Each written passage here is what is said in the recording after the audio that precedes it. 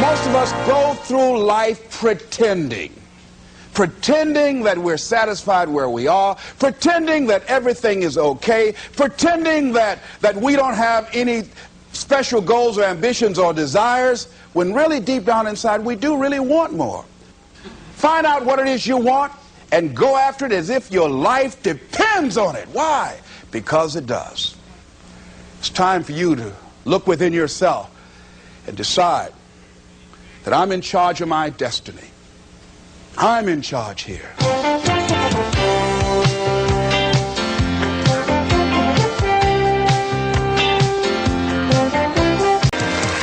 you. Thank you very much. How many of you thought about some things that you know that you deserve or you want out of life or you would like to enjoy experience, and you found yourself blocking yourself? Raise your hand if that ever happened to you before. All right, very good. Here's what I want you to do. Shake somebody's hand on your right and your left, and here's what I want you to say. Whatever you're seeking, it's seeking you. It's seeking you. You can have it. You can have it. Give yourselves a round of applause, all right?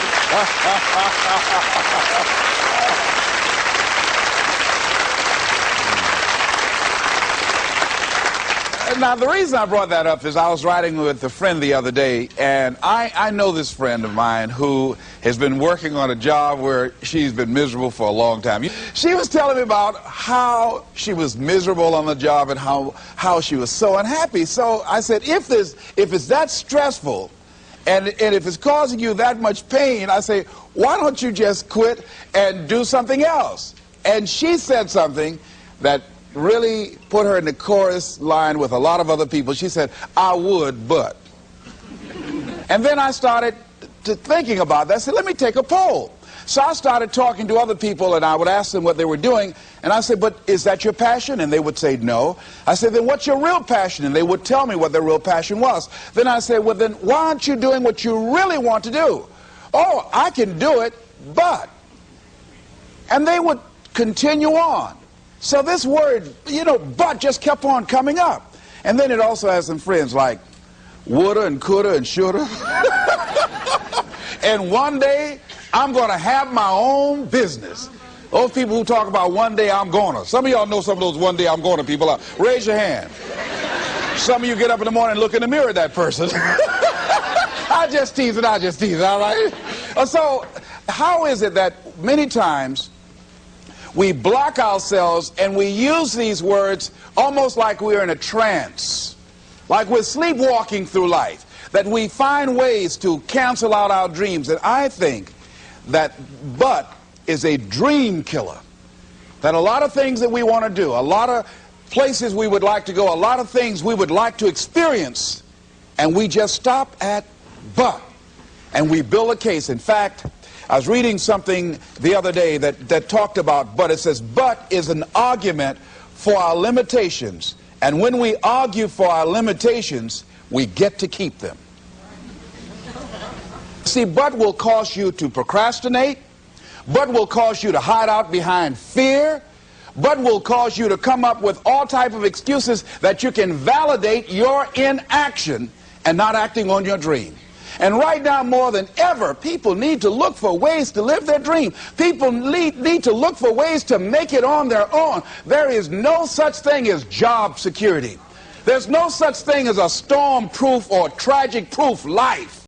So instead of people living in fear, feeling stressed out, feeling powerless, feeling like victims, I think it should be a time that we need to begin to look at ways that we can become an active force in our own lives. Look at ways when we can decide to take charge of our own destiny. Look at ways when we can decide to design a life of substance and begin to truly live our dreams.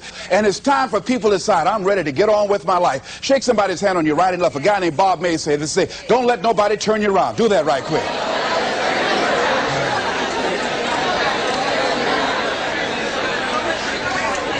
Now, you know, a lot of people say, I'm going to live my life one day when things get right.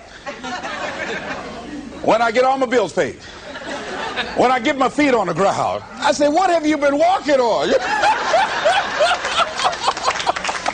See, there are no problem-free moments. guy named Dimples had a record one time called "If It Ain't One Thing, It's Another." And I say, if it ain't one thing, it's 12 others. Always something there to build a case on why you can't move on, why you can't grow to the next level, why you can't begin to manifest your greatness, why you can't begin to live life on your terms. Always something there to block you, to keep you where you are, and keep you from beginning to develop your true greatness. Always some fear. How do we handle it? Guy said, if at first you don't succeed, you're running about average. So if you have come out here with an idea and it didn't work out 2 or 3 times, well, that's all right. You're running about average. You know, I heard something, a jarring question. It says, why is it that people prefer known hells to unknown heavens? You know why? Because it's comfortable, ladies and gentlemen. I remember I was in a service once, and I heard Dr. Johnny Coleman give this example. She talked about a man who had been captured behind the enemy lines in a war and was sentenced to be killed, or another option. The captain said to the guy, listen, he said, tomorrow morning at 6 o'clock you can face the firing squad, or you can go out this door over here. And the guy said, what's out the door? He said, no one knows. All we can tell you is just unknown horrors. He thought, and the next morning he selected the firing squad. After the shots rang out, the captain's secretary said, what's beyond that door? And he said, freedom. But very few people would select to do it because it's unknown. And I'm saying that if you've been hiding out behind but, if you've been using the fact that you don't have enough money or you don't have the education, take it head on. Go get the education.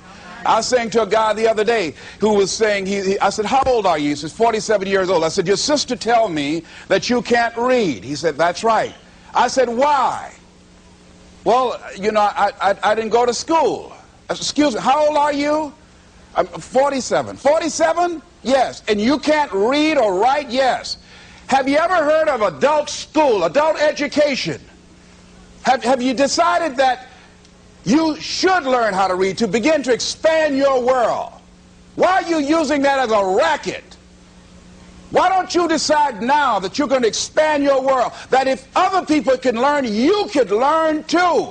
Well, it's hard for me. Have you been and sit in a class yet? Have you signed up yet? No, I haven't. See, a lot of people say no, ladies and gentlemen, to things, and they don't even know what they're saying no to. They haven't even challenged themselves. He hasn't even gone to sit into a class and say, teach me how to read. Instead, it's been easier for him to go through life, he thinks, trying to play a whole con game, pretending he knows how to do something that he doesn't know how to do. And you know what? Most of us go through life like that. Most of us go through life pretending that we're satisfied where we are, pretending that everything is okay, pretending that we don't have any special goals or ambitions or desires, when really deep down inside we do really want more. But if you look at our behavior, if you judge based upon what we do, that really will tell you some true stories about people, because you have to judge a tree by the fruit it bears, not the fruit that it talks about. See, a lot of people pretend that they want more out of life, but all you have to do is watch their actions. That will tell you something. So I used to pretend that I wanted to lose weight, but how could you tell I was pretending? Watch me when I have a piece of sweet potato pie.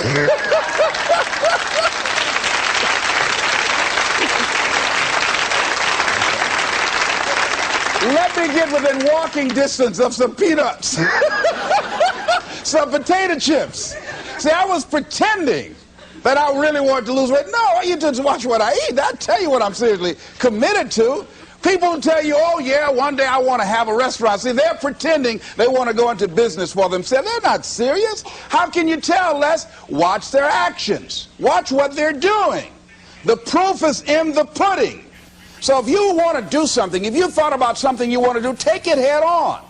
Decide that you're going to start looking at it, start doing research on it, start tackling it, start becoming involved in whatever and wherever it might lead you to begin to explore the possibilities in that particular thing that you're seeking, so that you can begin to learn all you can about it. Decide that you're going to face it, that whatever shortcomings you have, that you're going to strengthen yourself there. Whatever training that's required, that you're going to go get that training, that you're going to get started right now. George Washington Carver would say, do what you can where you are with what you have and never be satisfied. S.B. Fuller used to say, and you heard Joe Dudley talk about, always strive to be more than that which you are. Yeah, don't get satisfied with yourself. Always know that wherever you are, you can enjoy more, that you deserve more. But most people, you know what they do? Most people go through life quietly and safely tiptoeing to an early grave. Find out what it is you want and go after it as if your life depends on it. Why? Because it does. People that have found their passion, people that found the things that they love, people that have found the things that they can pour their lives into, those people live longer. And I think that's everybody's desire in life. You've got to live what's in you. Life is just too short and unpredictable. But what do we say? But there'll always be tomorrow. Oh, no. There's no guarantees you're going to show up tomorrow. There are a lot of people who were here yesterday that they're not here today. There are a lot of opportunities that were around yesterday. They're not here today. Oh, you can wait, but you know what Abraham Lincoln said? Well, good things might come to those who wait, but only the things that have been left over by those who hustle.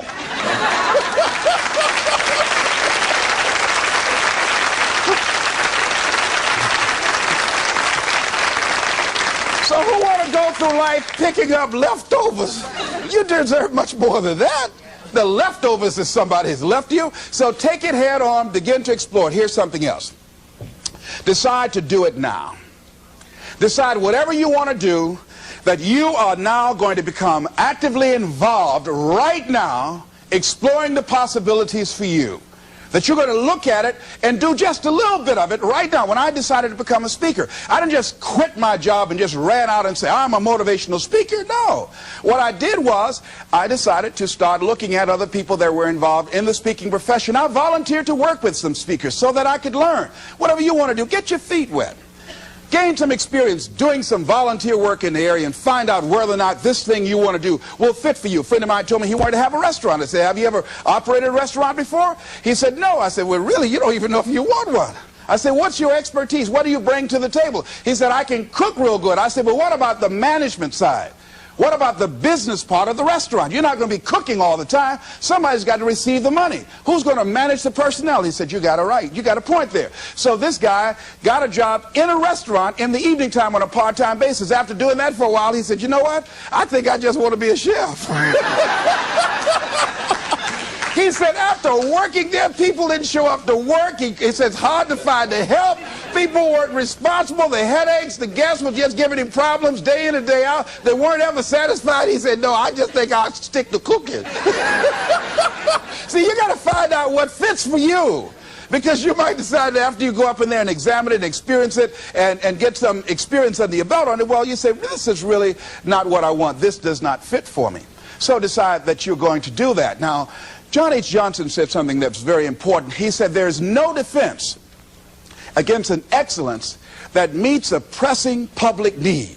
See, whatever you decide to do, look at it and find out what is it that I have that I could bring to the table that can begin to enable me to ensure that I could be successful in this. Where is the opening for you? There's room for you out here. Out here in the arena called life, there's room for you to come out and live your dream. Don't allow but to keep you in the corner or keep you up in the bleachers looking at life, being a spectator, not being a participant, making a difference in life. I believe that all of us came here with something. All of us showed up to give something, and that nobody's going to give that service that you have to give. No one's going to produce your product. No one's going to write your book. No one's going to open your academy. No one's going to begin to create your daycare with a special curriculum to help to cultivate the high self-esteem in our children. That's your idea. And if you don't bring your idea out here, when you die, all of us will suffer because we've been deprived of your genius because you allowed but to keep you in the bleachers and not pursuing your greatness. You take it to your grave with you. And that's what most people do. I think that's why the guy said that many people die at age 21 and don't get buried until they're 65. They're walking dead. You can tell them by the way they walk. How they look in the face. When they speak to you. I was giving a speech at this high school, and a lady came after school. She said, "Mr. Brown, I want to talk to you about my son." I said, "What is it?" She said, "He's not motivated." I said, "I wonder why."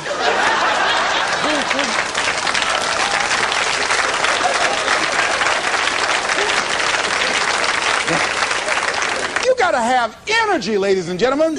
You got to have life. If you're excited about what you're doing, even in the area of selling, you know people don't buy because of logical reasoning. People buy because of your way of feeling. People don't like to be around dead people. No, let the dead bury the dead. No, keep them away from you before they grab you and want to hold on to you. So the fact that whatever you do, you want to be excited about it. You want to have the kind of excitement that is so contagious that people want to be around you. Because whatever you're doing, whatever you talk to people about, this particular idea that you have, they're looking at you and they want to know, do you believe it? And are you the kind of person they want to be in business with?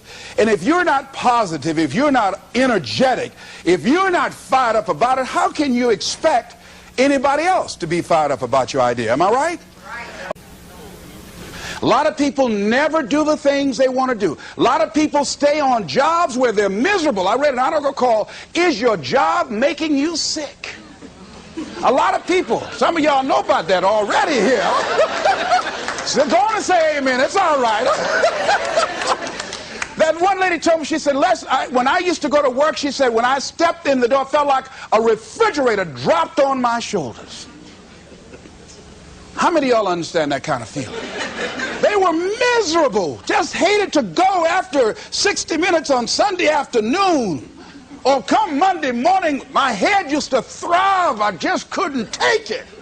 Didn't want to go sometimes just for the heck of it. I just drive on by.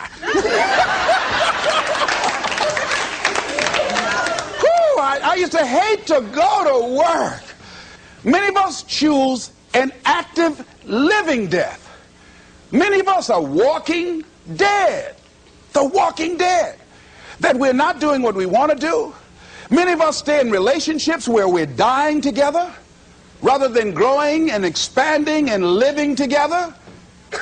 We're miserable, but because we don't have the courage to see ourselves beyond that relationship that has turned toxic, we go through life living dead people. And you can always tell couples that have been together for a little while.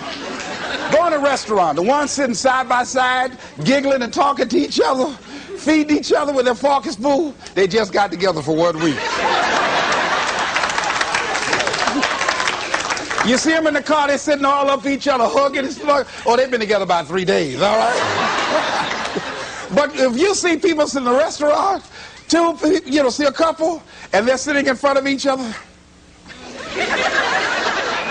Takes so long for this food, I wonder when they're going to hurry up. Those are the married ones.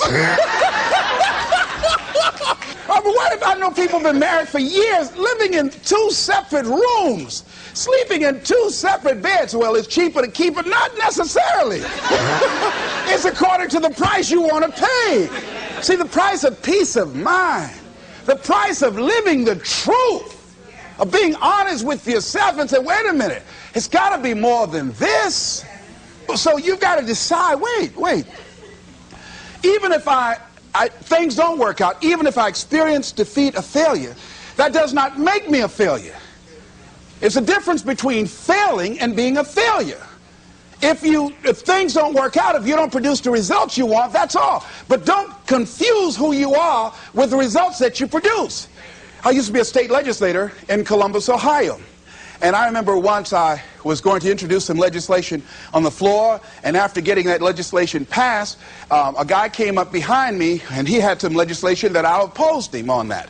And I was about to stand up to debate this guy, and the guy next to me said, "Excuse me, don't debate that guy." "Why? Do you know who that is?" I said, "No, that's Will Kosky from Toledo. That's a bad dude. He's a lawyer, Les. That man can debate." "I don't care. I'm Les Brown, Mamie Brown's boy."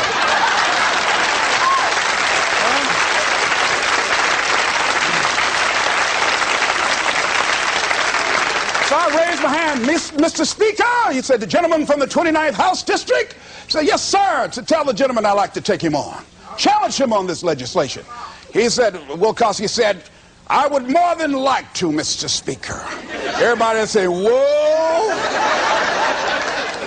I asked him some questions. He responded. I say, "I wonder why I asked that man that question." Will Kosky wore me out. I mean, I was so embarrassed, I just limped back to my room with my "yes, I can" attitude. However, here's what I learned. When you win, see, if I win a debate, I win because of what I know. When I lose because what I don't know. So I had to check out, what is it that I did not know? I wasn't prepared. I did not do enough research. I did not do my homework. So he handled me like he wanted to. So I came back again. I waited on some other legislation, did my homework, but he was more than able to take me out again. But pretty soon, each time it would become a little bit more difficult and a little bit more difficult. And the older guy said, "Would you argue in behalf of this legislation for me?" I said, "Sure." I started volunteering to do work in the legislative committees for the older guys. I said, "Absolutely." And the more I did it, the better I became. And then people began to start respecting me. And when I would ask and say, "Mr. Speaker, I'd like to speak on that bill," some guys' lips start trembling and stuff, like Jimmy. "Oh, wait a minute, is there anything wrong? Do we have a problem here?"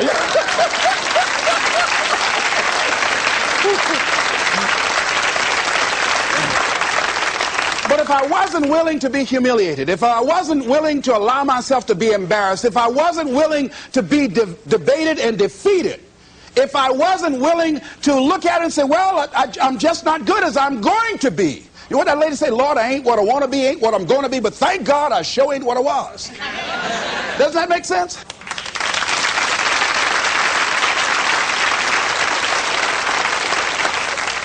See, you want to learn all you can in life. You've got to be willing to experiment. You've got to be willing to learn to dance with life. You know, Larry DeAndre said, if you don't learn to dance with life, life will pass you by and get another partner. I'm saying you're going to have to dance even if you don't want to. You're going to have to dance with life. So you might as well learn you some steps, because it's going to drag you out on the floor anyhow. So you better get out there and try to do the twisters. Try to do something. Say, "Life is just looking all right." Because life going to put some knots on your head anyhow. I mean, he'll come up in the bleachers and slap you before everybody. That's why. That's called life. No one is immune. Just think, just over a year ago, everybody's talking about Donald Trump. He was a darling of America, the American dream fulfilled. Just over a year ago, less than 2 years, everything that people were bragging about, this wealthy, invincible American figure, look what has happened now. Everybody, no one is exempt from that. I was talking to a friend of mine by the name of Maria. And Maria, who was diagnosed as having muscular dystrophy at age 15 and wheelchair bound, figured that enough had happened to her. She was somewhat immune, she felt, unconsciously, from any more accidents or misfortunes in life. Her wheelchair malfunctioned. She fell out, suffered a closed head injury, almost went blind, lost her memory and concentration for a long period of time. She said, "On that day, Les, I decided to live." I said, "Why?" She said, "Life is about today." She said, I felt because what had happened to me, I was exempt somehow. No. Life will knock on everybody's door. I don't care who you are, care how nice you are. Life will come get you. People will dislike you because you're nice. "Oh, she thinks she's nice. She's some Miss Goody Two-Shoe." People will dislike you because you look better than they do. Because you have more than they do. They'll be envious and make up lies about you and attack you. Be envious of you. Why? I don't know. That's the way they set it up. I don't know. I don't even ask any questions. That's just the way it is. That's the way it is. Handle it. And that's what Maria said. Les, I'm going to live. She said, and they told me I was going to go blind. I said, wait a minute, can you imagine me around a shopping center in a wheelchair and a walking dog too? Oh, no. She said, I'm going to see, Doc. I've got to. And she can see today. That willpower, that determination, very positive, upbeat person. I say, but don't sometimes you feel sorry for yourself, and don't you wish you had the capacity to do what other people do? She said, I don't waste my time comparing my condition with other people, one. And she said, people that suffer from a lack of motivation suffer mainly from a lack of self-appreciation. She said, I know that I have value, and the fact that I'm in a wheelchair doesn't make me any less of a human being who can contribute something to life.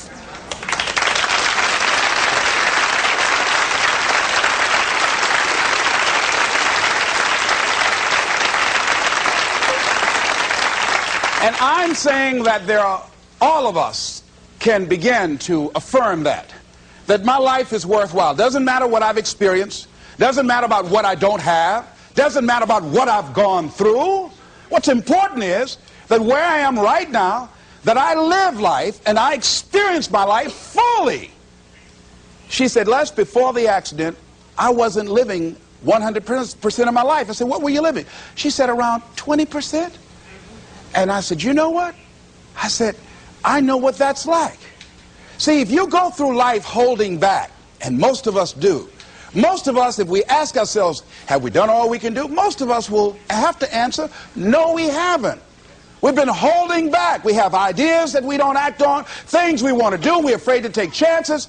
We go through life trying to seek security and not coming outside of our comfort zone, and we take most of our stuff with us to the grave.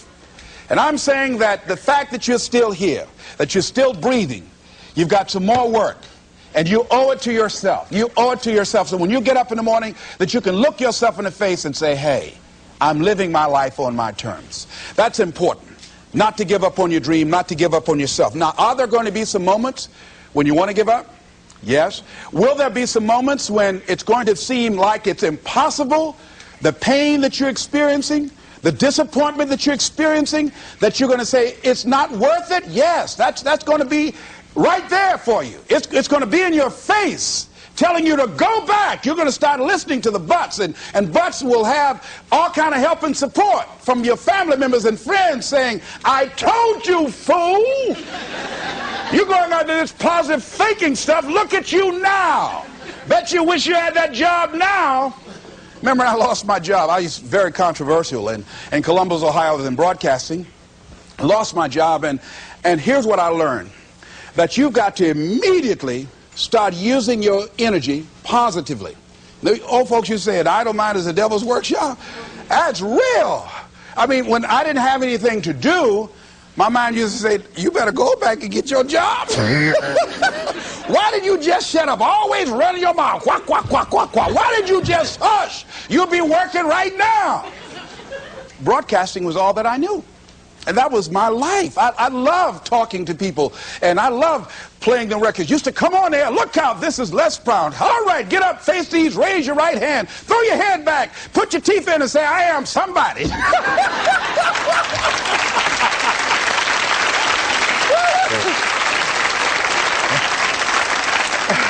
Now here's what you discover when you're real good at what you do. A lot of people will find you to be a threat. They won't hire you. Oh, they want people in there they can control or dominate. So if you're a high-powered person, sometimes that can be a liability for you. So it was difficult for me to get a job in broadcasting. Did not get a job in broadcasting. Had to take another route. Had to begin to use my talents and abilities in another area. Wherever you are right now, I'm saying to you, you've got at least 3 or 4 or 5 talents that you are not even aware of right now. And you'll never be aware of them unless you come outside your comfort zone and challenge yourself to develop your talents and abilities, to see what it is that you might have a knack for, that you haven't discovered as yet. See, most people never discover their true potential or their other talents and abilities because they figure that they're one-dimensional. And they don't try and stretch themselves and learn more. Guys say, he who learns the most earns the most. See, if you start learning more things and finding out and experimenting with your life and finding out what else fits for you, here's what you discover, that as you start working with it, and the more you do it, the more you realize other ideas coming to you, the more creative you can become. And then you say, wait a minute, you know, this comes much more easily than I realized. I've developed a knack and a style for this. See, a guy said to me, he said, if you develop your gift, see, you like to talk, you like people. I said, yeah. He said, if you develop your gifts, he said, your gifts will take you a long ways in life. And ladies and gentlemen, because I decided, so I used to be a jack of all trades and master of none. I tried to do everything. I used to be a disc jockey, state representative, community activist, used to do public relations work, used to promote shows, used to be an MC in a nightclub, used to own a nightclub, the Pink Pussycat in Columbus, Ohio. I did everything, sold insurance, you name it, door-to-door salesman. I did it all. But finally, I decided to focus my energy. I looked at all my talents and abilities. I said, well, I got to just find what's my one thing, what's my trump card, what's the one thing that I do better than I do anything else. I said, well, I like to do a lot of things. I like to promote, I like to MC, I like to talk, I like being a disc jockey, program director, I like being a community activist, I enjoyed being a state legislator, but I had to find one thing, and I found that one thing. I decided I was going to develop myself as a speaker. And I started following other speakers around. I started doing research. I would read about Marcus Garvey, Frederick Douglass, Booker T. Washington, Winston Churchill. The truth is incontrovertible. Malice may attack it, ignorance may deride it, but at the end, there it is. Carlyle, truth crushed to earth, shall rise again. I would follow Dr. Otis Moss. I read what Dr. Martin Luther King said. He's the greatest preacher in the world. I used to follow him. Of Charles Adams out of Columbus, out of Detroit, Michigan. Any great speakers, I would follow them and watch them. I'd be in the back just checking them out. Used to watch Billy Graham on television, turn the volume down to watch his hand movements because he's so expressive with his hands. I just became a student of the area that I wanted to become involved in. I would go to the motivational rallies, join the National Speakers Association, and watching all these guys, and then I would work and practice in other areas and developing my own style. Sometimes I would imitate other guys, and eventually what you'll begin to do is that you emerge and develop your own style as you do it and work with and work with and work with and work with it. And I say to you, that is so exciting. People that are working on their dreams and developing themselves, they have a different kind of walk. They have different kind of energy. You can tell in the tempo of their conversation, they walk differently. They have a lot of energy. They have a glow about them. People that aren't working on their dream, see, you can tell in how their movement, their body language, their voice conversation, they're real slow. Hey, I'll just call. I wasn't doing nothing. Thought I'd call you. Well, don't do that over here. They look at a lot of television. What's on? I don't know. I'm just looking. You know? No, you got to watch this. You don't want to be like that. You want to actively be involved in creating life and making it exciting for you. See, if you watch the news all day and read what's happening in the newspaper, you'll be scared to come out your house. Am I right? You'll be scared around here.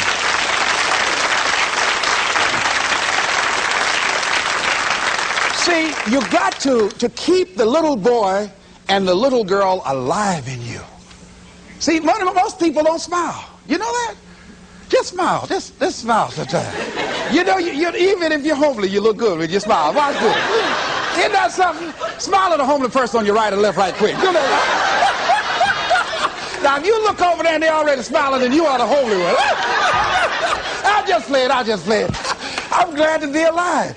And so, I feel like that. You know, Robert Elliott, who's the head of the cardiology department at the University of Nebraska, he suffered a massive heart attack. And he was in the hospital for 3 months. And while there, he reflected on his life after this near-death experience. Because his mother and father, both of them had no history of heart failure. Both of them lived to be over 80. And he wrote something. In order to live a long life and be happy, he said, rule number one, don't sweat the small stuff. And rule number two, it's all small stuff. Isn't that real? That's real.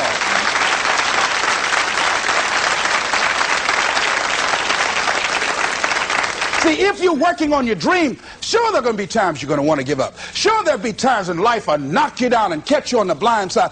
But the challenge is to hold on. And if you hold on tenaciously, I say the universe is on your side. A way will come out of nowhere. Someone will step forward and help you. Just a blessing. Who are you? I don't know, but thank you for coming. Hey.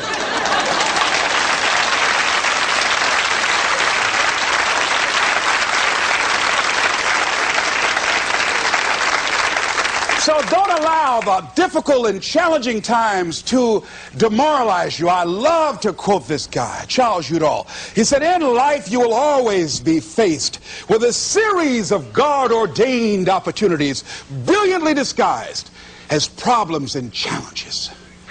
And I'm saying, in your hands, you have ideas. You have been given something to bring to the universe that was not here before you showed up. See, nobody, ladies and gentlemen, is going to give Les Brown's speech. This is my speech. The motivator from Detroit, it's my speech. You can't take Mamie's boy. You can't take my speech. No, you got to go get your own speech. You can't come up here and take my speech. No.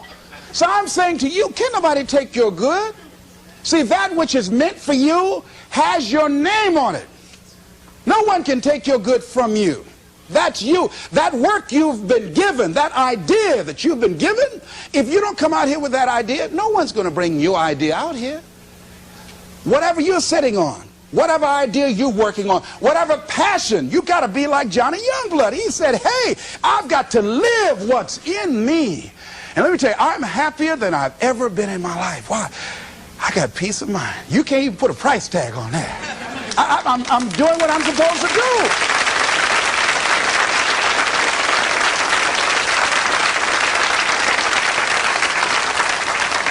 And I say to you, the universe is calling you. A young lady wrote me a letter once after hearing me speak in Detroit, and I had just finished working with some kids, and it really was a short letter.